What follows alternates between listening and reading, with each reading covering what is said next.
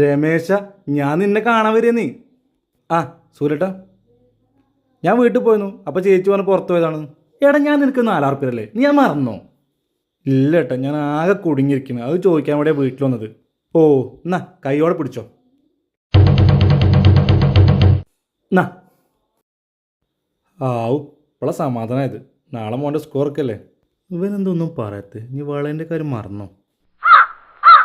അല്ല രമേശ, നിനക്കൊന്നും പറയാനല്ലേ? ഏയ്, എന്ത് പറയാം. ആ എന്നാ വേഗം തന്നോ. അല്ല പറഞ്ഞോ. ഏട്ടാ, എനിക്ക് 2,000 രൂപേൻ്റെ ആവശ്യം ഉണ്ടായിരുന്നു.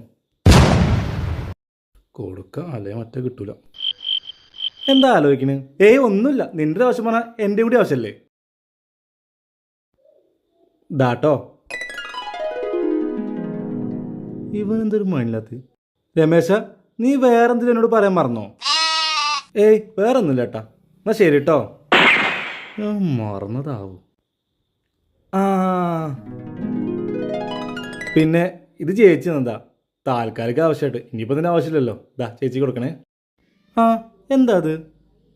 ഓ വാളേ, ആ പറയാട്ടോ. 4,000 രൂപ വാളേ. എന്നോടാ അവൻ്റെ കളി. അഞ്ചോ അഞ്ചു ഒരു പണി മര്യാദ ചെയ്യാൻ എന്താ? എൻ്റെ പൊട്ടത്തി ആരെങ്കിലും 4,000 രൂപ 1,00,000 വാള കൂരി കൊടുക്കോ? എന്നാ എൻ്റെ വള 1,00,000 രൂപയെ എന്റെ ഏട്ടാ 250 രൂപയ്ക്ക് ഞാൻ ഫാൻസിന്ന് വാങ്ങിച്ചതാണ്. എന്നിട്ട് ഇതാണ് നീ അവന് പണം വെക്കാൻ കൊടുത്ത്?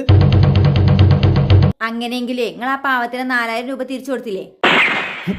4,000 6,000 രൂപ പോയി.